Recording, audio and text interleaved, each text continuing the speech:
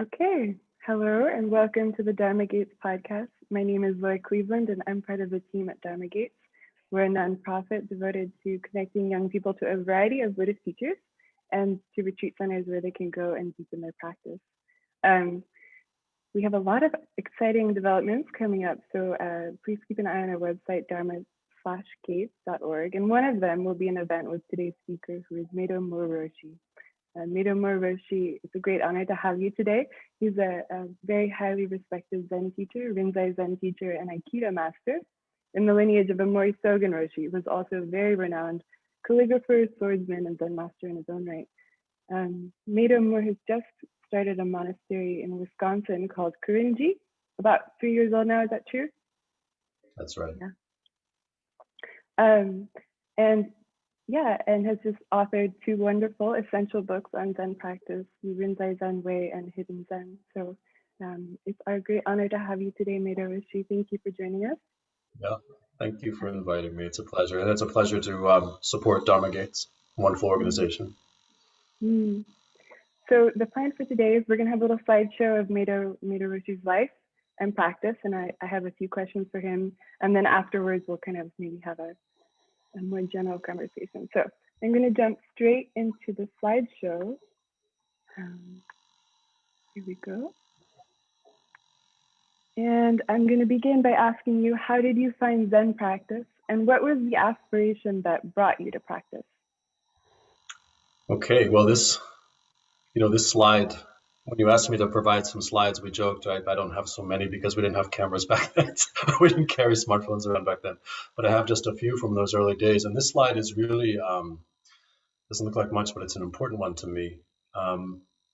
My attraction to Buddhism was from a very early age.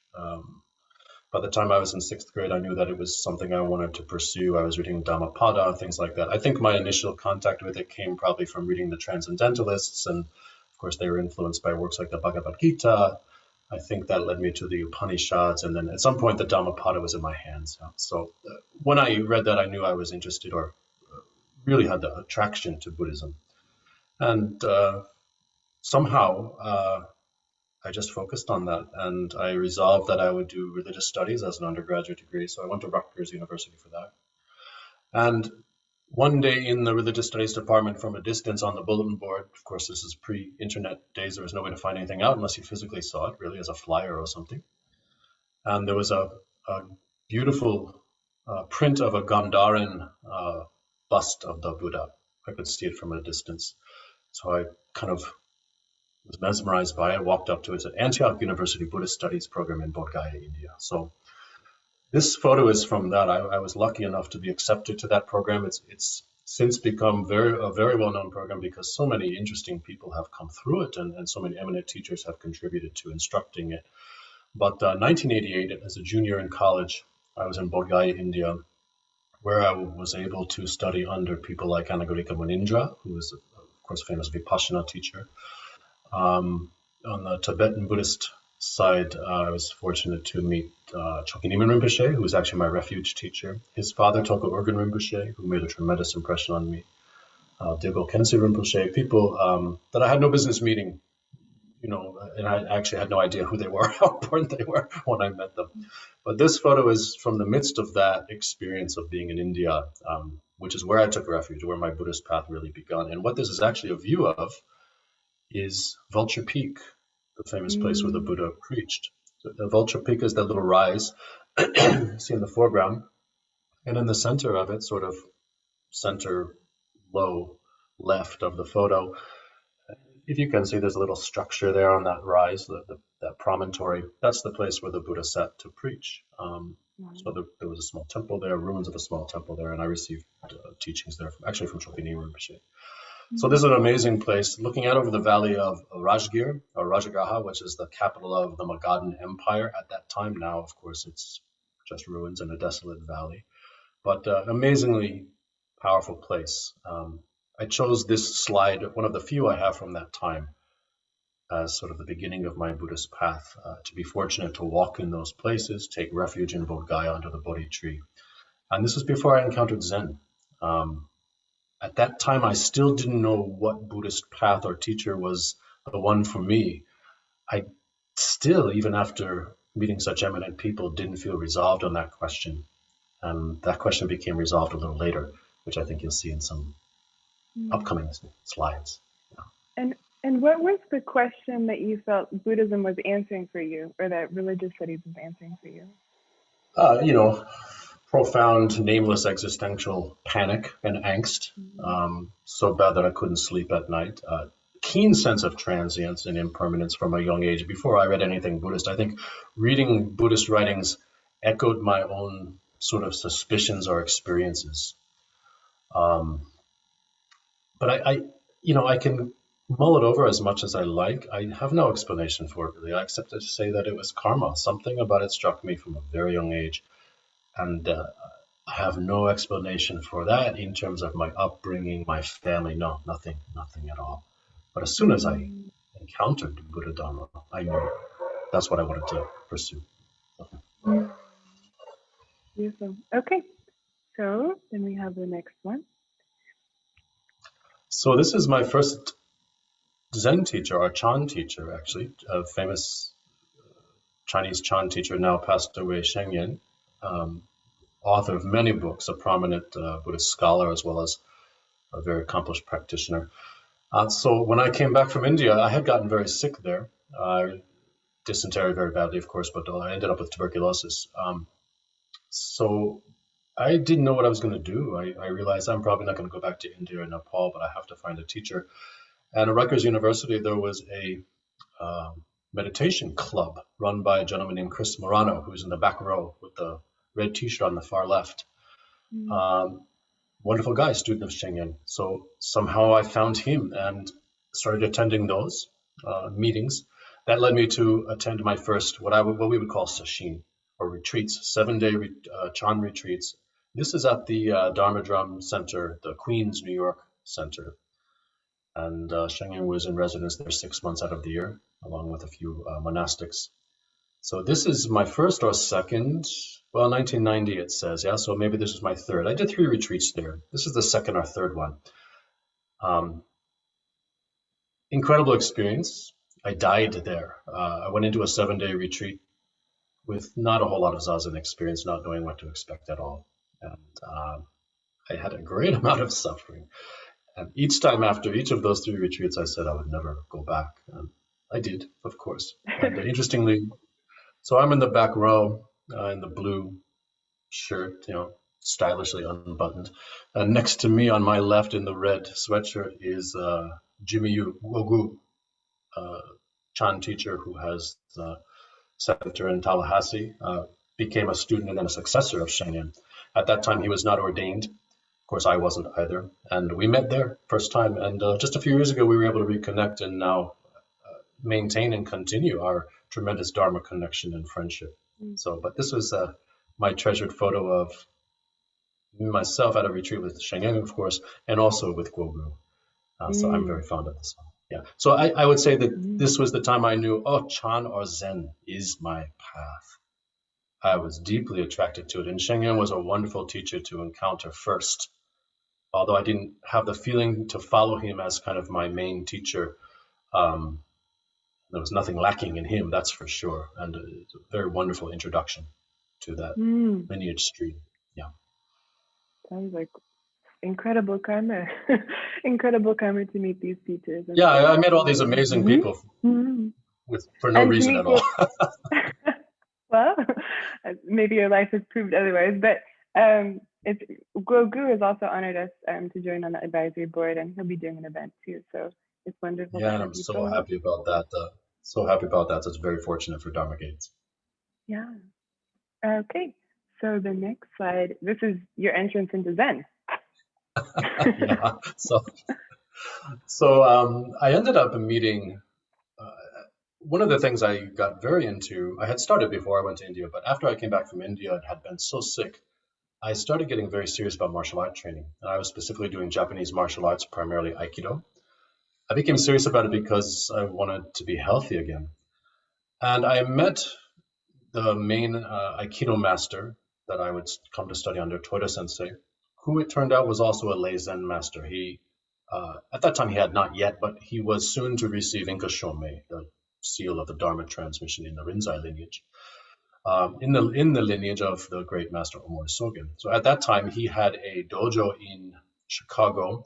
The first floor was an Aikido dojo and Japanese Culture Center. The second floor was a Betsuin branch temple of Chozenji, which is a temple in Hawaii, which Omori Sogen founded. So when I met Toda Sensei, he said to me, "What are you doing after you graduate from school?" I said, "I don't know. I like to do Aikido and meditation, Zen training." He said, "Come to Chicago." So basically, he grabbed me. And that a remarkable photo on the left is me in the middle of my first of what would ultimately be 7 years living in that training hall, doing Zen training and martial arts training. And you can see the wide-eyed look. It's a mixture of terror, because he was a very traditional teacher in some ways. He was on us, the residential students, for everything. How we walked, how we breathed, how we talked, how we stood, how we used our eyes.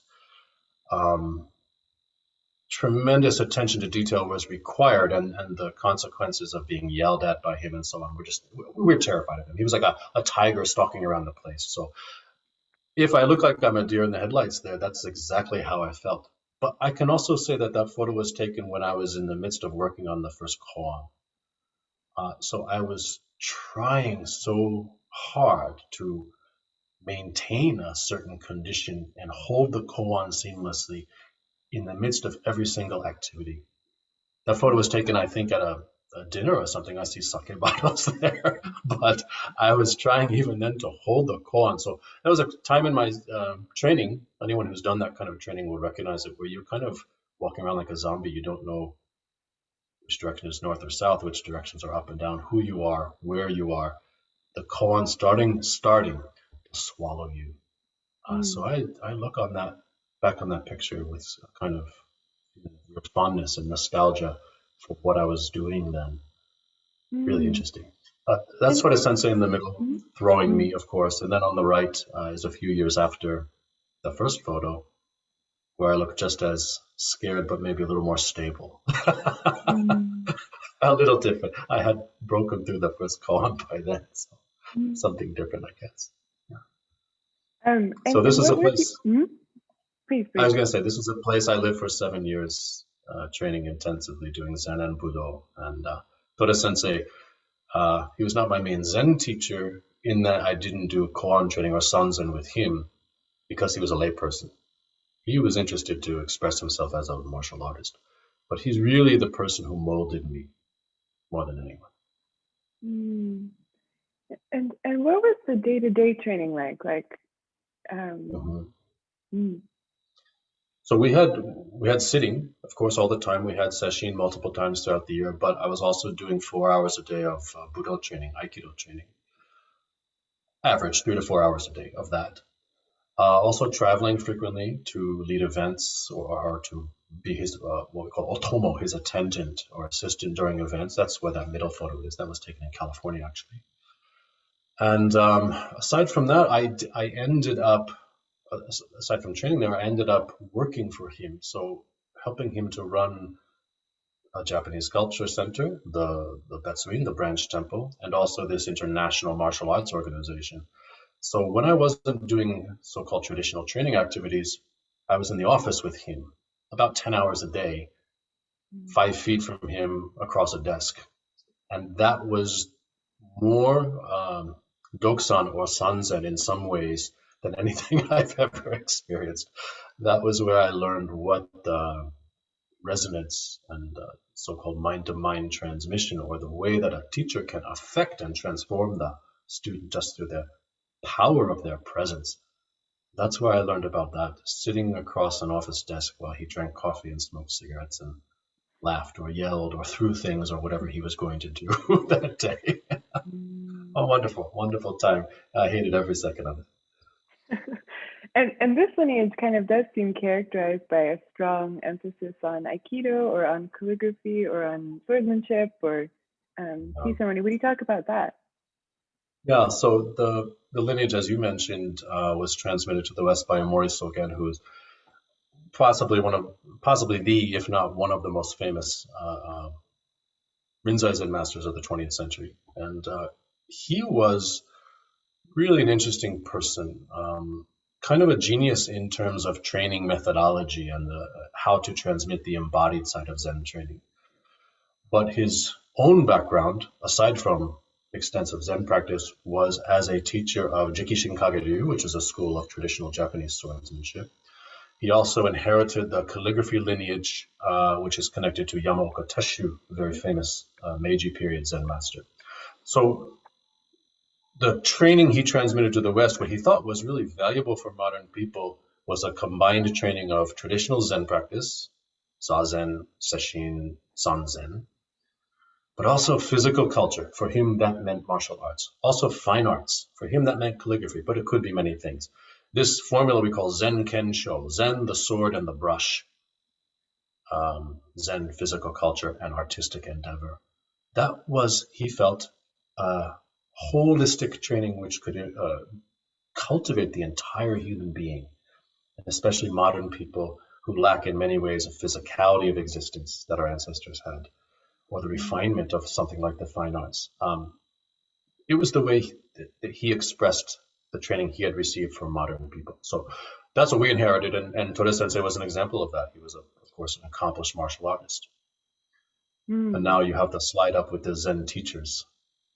Well, I skipped to Omori Sogen because you were talking about him, but we can return to Toyoda Sensei. Okay. No problem. Do you remember your initial impressions of him? Do you remember?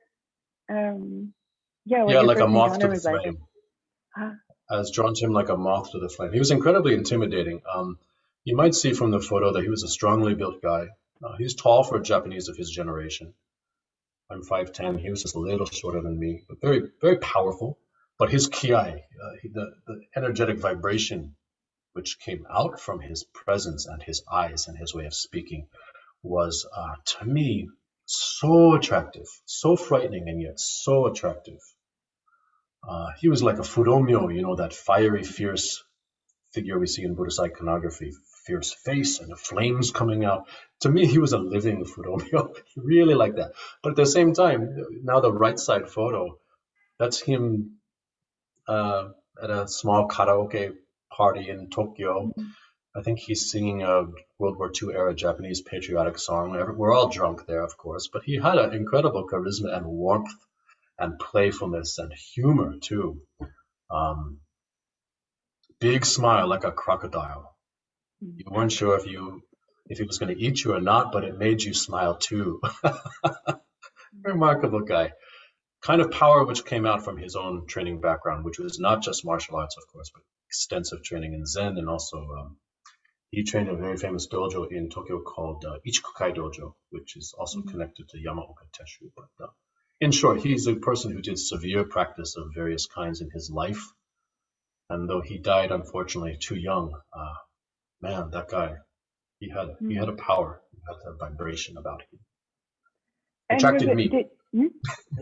It attracted me. Yeah. Did he study with Omori Sogen? No, although he met Omori Sogen when he was young. Okay. Yeah. When he was living in the Ichikukai Dojo, they did sesshin at Heirinji, which is a monastery in that area. But he became a Dharma heir, a lay Dharma heir of the gentleman on the left in this slide, Toyoda Roshi, who was really the driving force behind the founding of Chozenji in Hawaii. Toyoda Roshi was also an accomplished martial artist and a Dharma heir of Omori Sogen Roshi. So Toda Sensei's lineage goes from Omori Sogen to Toyoda Roshi to him. My lineage goes from Omori Sogen to his other main Dharma heir on the right, Hosokawa Roshi, to So'zan Miller Roshi, who's in Chicago, to me. So Hosokawa Roshi, the teacher on the right, actually was my main Zen teacher. I did about 80% of my koan practice and the sanzen over about 12 years, 13 years with him.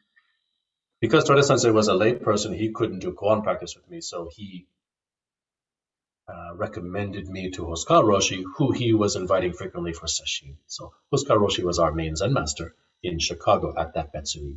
And he eventually became the abbot of Chozenji also after Toyoda Roshi. It's all confusing, I know. No. It's fascinating. And this is David Miller So'zan at the bottom? Yeah. So So'zan Roshi, I knew him as David for many years before he was ordained even. We came up as, he was my senior, but very close friends, mutual students of Toda Sensei and also of Hosokawa Roshi. At some point, Hosokawa Roshi was preparing to retire after Toda Sensei had passed away. And he gave inka to David and named him the next abbot of the place in Chicago, which is now called Daiozenji. It's an independent temple. So at that time, I was not finished my koan practice, and Hosokawa Roshi recommended to me to complete that training under So'zan Roshi. And that was a wonderful experience, actually, because we were very close as friends. So we had to navigate that way to transform also into a teacher-student relationship. But also, he was the first teacher I ever had for Dokusan who spoke English as his native tongue. So we could actually communicate so well. And of course, we'd been through the same training together for many years. It was a wonderful fit, and I got a lot out of that experience. So I'm very grateful to him. Eventually, I finished my koan training under him and received the Dharma seal from him. Uh-huh.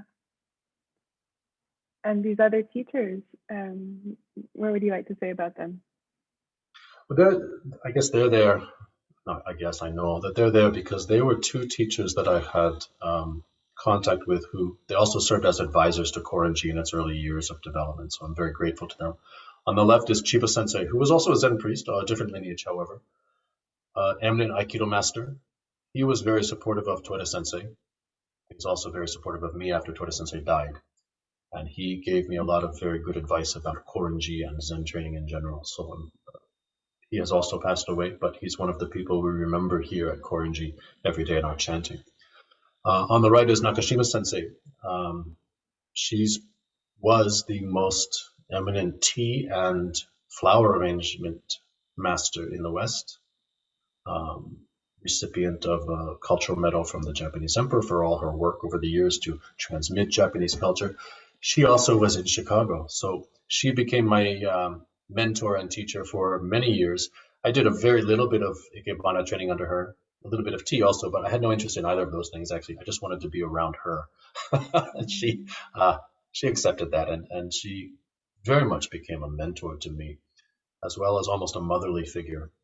After Toda Sensei died, it was words from her that kept me going. So she didn't live to see Korinji completed, but she was officially one of our advisors, and she's another person that we remember here. Another in that long list of amazing people I was lucky to meet. Yeah, quite a list. Such striking photographs too. Very powerful impressions. And you recently started entering and training in Shugendo. Yeah, so some few years ago, I was able to have contact with Koshikadake Soke, gentleman on the left, who has inherited the family tradition of his temple. There was a temple at Mount Koshikadake in Yamagata, northern Japan, that his family were the head priests of for generations, a Shugendo temple. And he's also inherited a significant archive of rare Shugendo ritual materials. So he's been able, I don't know if you know much about the history of Shugendo, but it was pretty decisively suppressed in the Meiji period and is now experiencing a rebirth and a reconstruction. And using the family traditions which he inherited, he's been able to do that with the Mount Koshikadake line of Shugendo. He's also open to Westerners. He's very keen on sharing Shugendo with the world and helping us to adapt it to our cultures. So we have now at Korinji a Shugendo Training Hall as well as a Zen Training Hall. And that photo on the right is from a Shugendo mountain training we conducted here, which may have been the first in North America. I'm not sure, but I suspect it was. We have established official Shugendo training fields, Gyoba, natural areas for Shugendo practice. Here in Wisconsin, there's also a group in Seattle, there's also a group in Toronto, Canada, and in Puerto Rico. So Shugendo moving to the West, historically significant. And again, something I was fortunate to have a connection with and be a part of. Yeah, it seems incredibly rare to and fortunate that you are being trained in this and you can continue to offer the teachings. Would you just say something for people who have no idea what Shugendo is? What is it? Yeah, so Shugendo is a very rich and eclectic tradition, very deep roots back to at least the Heian period, I guess. It essentially came about from the meeting of Buddhism, in particular esoteric Buddhism, or what's called Mikkyo or Vajrayana streams that came to Japan, with the native Japanese religious sensibilities, what we now call Shinto. So you have essentially these people going up into the mountains where they are encountering sort of a very profound spiritual realization using the mountains and nature themselves as the mandala or the backdrop for their training. And the ritual practice involves a great deal of mantra, mudra, visualization training. We do Goma, for example, famous fire ritual, which comes from Mikkyo. But at the same time, we'll recognize the local deities or genius loci, so to speak, the spirits of the land. That sensibility of nature as sacred and as nature as something that's embodied and conscious, coming out from that real original Japanese spirituality. Shugendo is something that combines all those things. So if you read the academic description of Shugendo, it will say, oh, it's a mixture of esoteric Buddhism, Shinto, Taoism, magic, all those kinds of things. But it really is a way to take nature itself as the dojo or as the training hall, and to encounter the Buddhas and the deities of the land within that context of the natural world. Very profound, very amazing tradition, which I think has a lot of relevance for people today. And not something that always translates well for Westerners, but Koshikadaki Soka is a modern guy. He has told us, hey, you're not Japanese. You don't need to revere Japanese deities, but what are the deities of the land here? What are the presences or the sacred places that were recognized here? Talk to those people, integrate that. Really quite amazing. So if someone would like to be on the cutting edge of the transmission of a very arcane and unusual and profound Buddhist tradition to the West, please come join us, because we're figuring it out right now as it happens. It's happening right now. And you're offering trainings pretty frequently throughout the year, no? At least for like a 1 day or even a 3 days coming up, no? I mean, people who come to Korinji can train quite a bit. We have Shugendo practice days once a month where we go out into nature and do things like Takigo, which is a waterfall training, and various meditation methods, Ajikan and Gachirinkan, so on, things out in nature. But we have at least once a year, and I think eventually twice, we have what's called a mountain training. And this is where you do a extended pilgrimage into nature, and in an embodied way, you experience the Jikkai, the 10 realms of rebirth. The nature becomes the backdrop for the Jikkai Shugyo, the training of experiencing the 10 realms in your own body. I can't talk too much about it because it's considered secret, but what an amazing thing to have happening on a Wisconsin mountainside rather than in places in Japan. So yeah, we're doing that, and it's unprecedented in the West for that to be happening. So if people are interested in that kind of stuff, please get in touch. And they could do it here with you at Korinji, no? Yeah, that's right. That's right. So Korinji is a Zen monastery, but we also have here Korinji Shugen Dojo, which is a official training hall for Shugendo. And once COVID goes away, we can finally have the event we've been planning for 2 years. Koshikadake Soke has committed to come here annually if he can. But his master, Mitsunaga Dayajari, who is one of the most famous so-called marathon monks of the Tendai sect. If people know about that training, it's really quite amazing. He has never been to the United States, and for his first visit, he has agreed to come here to Korinji. So we're excited about that event. We're hoping we can run it as soon as possible. It's been rescheduled a few times because of COVID. The founding of Korinji itself seems pretty historical. There aren't so many Rinzai Zen monasteries in America. Would you speak about the process of founding it and then how you design the training, how you're envisioning it to blossom? Sure. And you're right, there aren't that many. Of course, Daibosatsu in the east, where Meido Roshi was the main teacher. Mount Baldy in the west, where Sasaki Roshi was the main teacher, but he left no heirs, so there's no real teacher there now. And of course, Harada Roshi, amazing master, is at least active in the west, although he doesn't live here. But our Rinzai lineage flew under the radar for years. We knew at some point, we were centered in Chicago at the Betsuin there in the middle of the city, where Toyoda Sensei was in charge. But we knew for years that we needed a more rural training environment and a more proper place where we could establish a sodo, a training hall for true residential practice, including the training of priests. So when Toyoda Sensei died, that plan had been in the works, but it kind of fell apart when he died at age 53, my age actually, quite young. I took it upon myself to try to drive that forward and make it happen. So we started just announcing, I think in 2003, I started announcing, hey, we're going to buy land and build at least a hermitage or something, please contribute. People did a little bit. 2005, we started a not-for-profit 501c3, the Korinji Foundation, and really started fundraising. By 2008, we had enough money to buy our land here, 17 acres in the driftless region of Wisconsin, which is, as you can see, breathtakingly beautiful. And then we had nothing. How are we going to build a monastery? And somehow we did. I still don't know how we did. We had no one single big donor. We had grassroots donors, 25 here, 50 there. A lot of Aikido events. Aikido activity funded this place as much as Zen activity, if not more. Somehow by 2013, we finished the Zendo, the training hall. It's a 70-foot by 30-foot building, which is there in the middle photo. And then again, we had no money.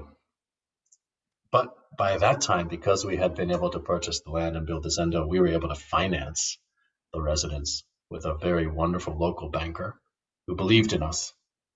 And a WCCU credit union here in Reedsburg, Wisconsin, amazing institution. Really, we walked in there and described what we were doing, a Buddhist monastery in a rural town. You don't know what kind of reception you're going to get. And our banker, Art Schrader, who's become a treasured friend as well, just said, I think you're great for the area. I want you here. And he made it happen. And so somehow, within a few years, by 2017, the residence was done. 2018, I guess, 19, I can't even remember. We're in the middle of our third year now, third year of operation. And again, it basically all came from nothing. I mean, the Zendo, which you see in the middle photo, it's on concrete piers, which we poured ourselves with a crew of 40 volunteers. We probably should have built an access road first, in retrospect, but we ended up carrying more than 300 concrete bags, a few hundred yards down to that building site. We pumped water up from the stream in the valley with garden hoses to pour the concrete. I mean, it's insane what we did. And talking to you now, sitting in the Dokusan room of this finished monastery, and I still pinch myself. I don't know how it happened. And how did you design the training? Like, how did you design a schedule? What kind of influences did you have? The schedule. Hosokawa Roshi, who's still my teacher, he's still active advising us and teaching us, even though he's retired from daily duties. The schedule here is based on the schedule which he experienced as a unsui at Tenryuji, which is one of the famous Rinzai monasteries in Kyoto.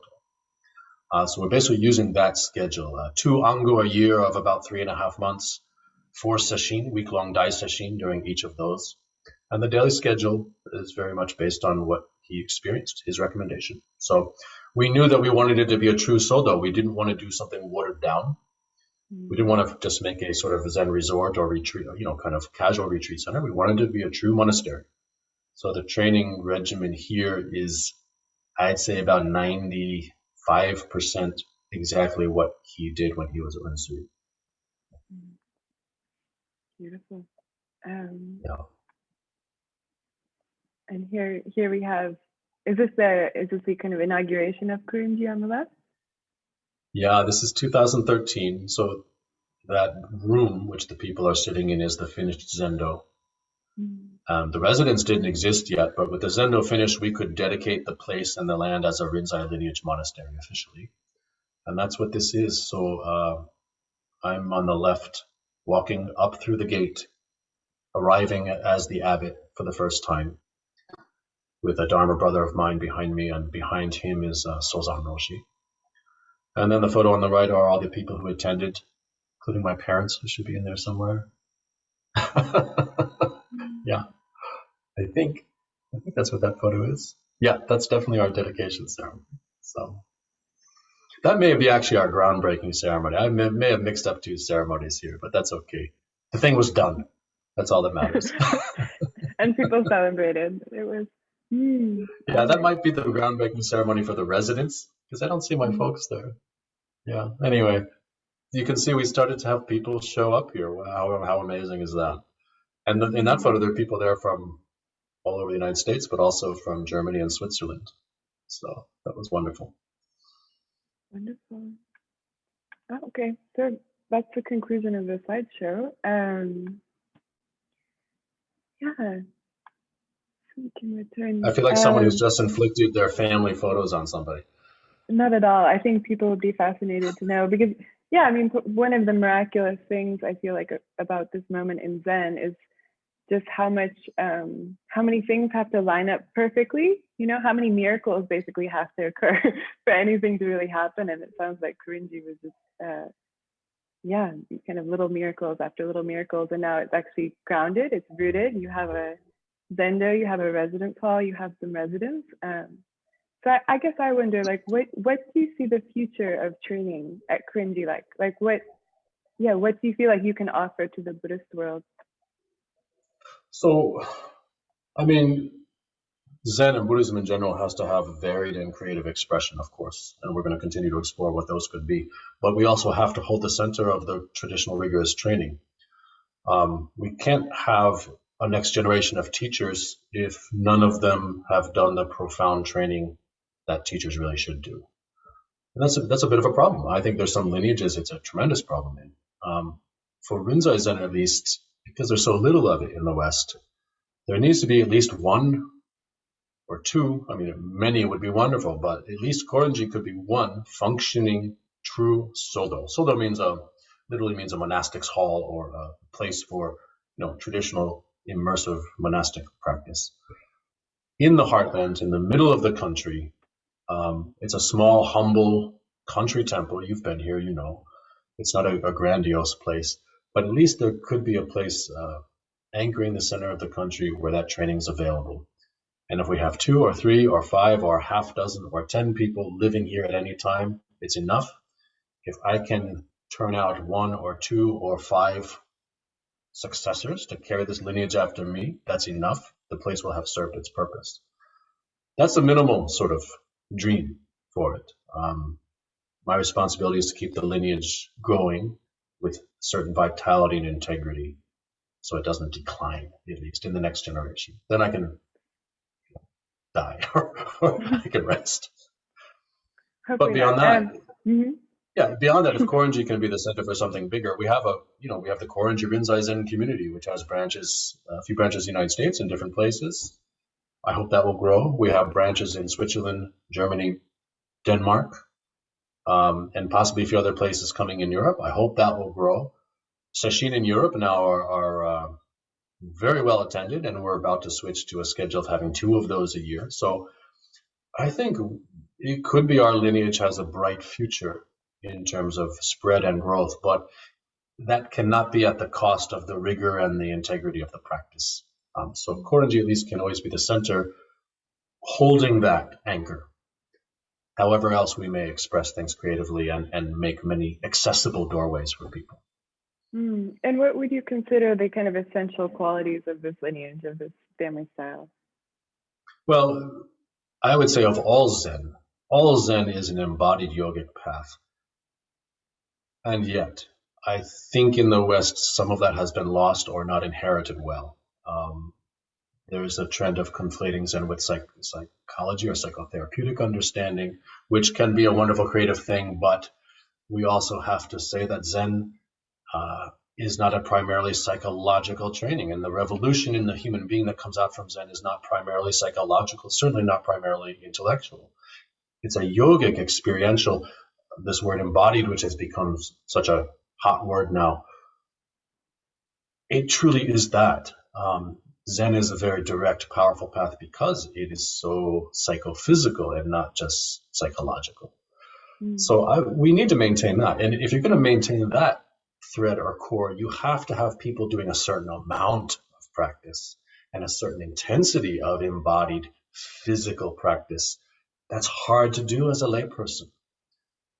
Not impossible, but there's challenges. And it's hard to do in some places, like an urban environment, for example.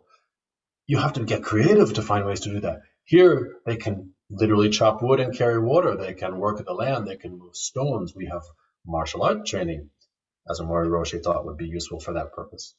And then also, once we have built up that energetic vitality and ki, which is the mark of all Zen, should be the mark of all Zen, not just our lineage. How do you refine it? Well, that's where something like fine arts comes in. So Omori Roshi really had a wonderful perception of how to apply this to modern people. But I think our lineage is one which stresses so strongly that Zen has a particular, we say ki, energetic vibration.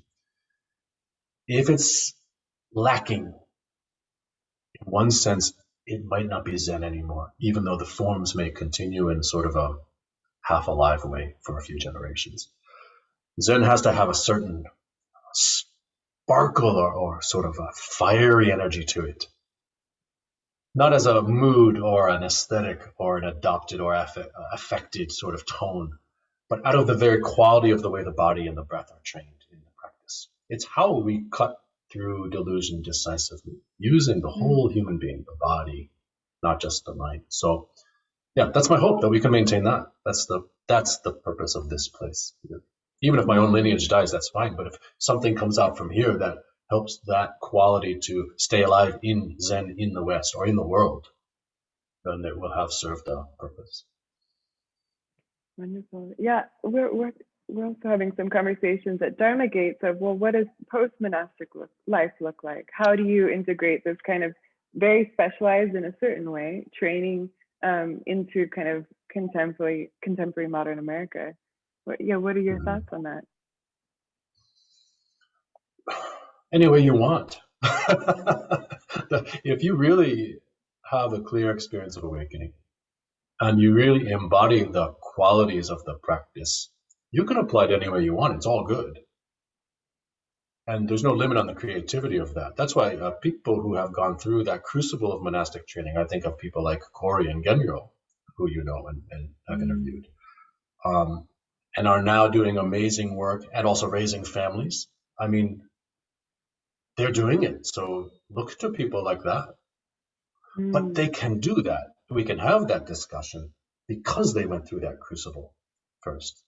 Post-monastic training. The monastic training itself has to have a certain quality for there to be a meaningful post-monastic training, if you know what I mean. If monastic training, yeah, there has to be something to integrate. Very well said.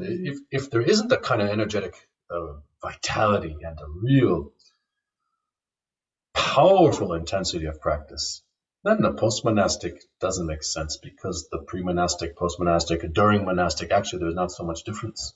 Yeah, so that's why a place like this, again, it has to maintain the quality of being a crucible, which doesn't make it fun. It's an arduous, it's a severe practice. But because you go through that, there's something to integrate after. And yeah, people like Corey and Genro especially, I see people doing it.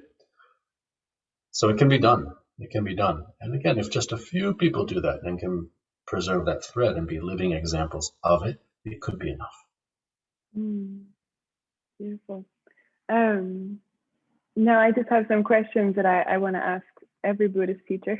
So I think they're very important, and we need to, they need to be in the public conversation. But maybe first would be, what is Buddha mind? What is Buddha mind? Is that what you said? What is Buddha mind? This mind. It's no other mind.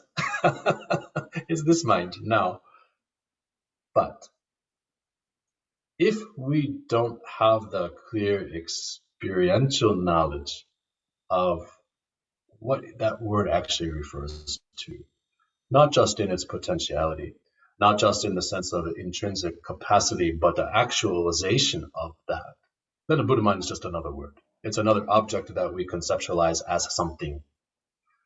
We can understand intellectually, oh, Buddha mind is this mind, or Buddha mind is my nature. And it's all, those words are bullshit unless we have the experiential understanding of that. And already we get into the thicket of words because we say experiential understanding, and many people don't know what experiential understanding means. They can have an intellectual understanding or even a sort of spontaneous grasp of what is meant, but it's not the same as the actual experience. So all I can say, if you would like to know what Buddha mind is, it's enough to say, or it's enough to have faith. It's something you have. It's something that you're not lacking. But if you want to know, not you, but anyone, what is Buddha mind, go find out. Go attend to a teacher and do the immersive practice and give witness to it, bear witness to it, give testimony to it yourself. Reach the point where you can do so. And then the Buddha mind lives in the world through those people. Those of us who just talk about Buddha mind, it's dead. We're not talking about something alive. But the few people who really can give testimony to it from their own experiential understanding, they are the actualization of a Buddha mind. So I wish that for everybody. If you were to be talking to like a beginner who says, I have some kind of affinity, some kind of draw, but I don't know where to look in my experience for a Buddha mind, where would you point them? Well, we have those kinds of techniques, so-called methods of direct pointing in the Rinzai Zen tradition, where we can at least give the person the experience of their sort of intrinsic clarity. We have a method where we have people spread out the vision, for example. And when they spread out the vision in a particular way, just like the instructions of the fifth patriarch suggested that we do, when they do that, they have sometimes a real eye-opening experience of, for a few moments, just for a few moments, a particular kind of clarity comes out. A state comes out where their usual afflictive, negative emotions, fear, anger, craving, so on, are not present. And even they may have the experience where there isn't a real concrete sense of I, me, the way that they usually experience. So we have the kind of methods, and those are the kind of things we use, especially for beginners, to help them to have faith that they have the capacity for this thing they've read about called awakening or Buddha mind. It's not something separate from them or something far from them. There's very direct methods in the lineage transmission to at least give them a little taste of that. And then that can become the basis for the practice, not only the basis for a real kind of faith and confidence to develop, but the basis for the practice itself. That kind of clarity that we experience when we use the eyes in a particular way, well, that's the way we use the eyes in Zazen. And then you connect that to the posture and the way we train the breathing in the Rinzai Zen teachings and so on. And you find that you're able to start to experience and sustain that state more consistently. And that's the very place that you drill down in with the method you're using, like Susokokan, breath counting. You count the breath, or you breathe the count in a particular way, which inhabits that space and also itself gives rise to that experience of clarity. At the end of every exhalation, it comes up again. So what's important to understand about all these things, I'm talking about ways of using the body, right? The body, the senses, the eyes, not talking about understanding or trying to understanding what is Buddha mind, what is my intrinsic clarity. And we have those methods. So if someone wants to have that confidence to start to arise or to experience what we're talking about, I would say the same thing. Go find someone who's a good teacher. And they should be able to help you start to taste it. They should, if they're qualified, be able to point it out to you. And that's the basis for all practice after that. Would you expand, so then what is practice in light of that? How do you, what is the path? Well, I mean, all Zen practice, again, because we're yogic path, and we all do Zazen. What is Zazen for? We're all involved with the cultivation of this state we call samadhi. I don't even like to use the word state, but to bring out this sort of shift in the way of seeing and perceiving, which we call samadhi or meditative absorption. That sort of intrinsic clarity, which we can start to experience in brief moments, when we're able to learn through the methods of practice to sort of sustain that, that becomes the experience we call samadhi. And samadhi itself is not awakening, but it's a state in which we are seeing in a more true way, or in a way which is less bound by our, habitual self-fixation and self-reification and so on. So I think very quickly, if someone practices correctly, they start to have this experience of changing the way they see and experience what we call samadhi. And that itself starts to dissolve the obstructions that they have, the biggest obstruction being the fixation on myself. It's also the condition as it deepens and becomes more profound that is ripe for the true experience we call awakening soul.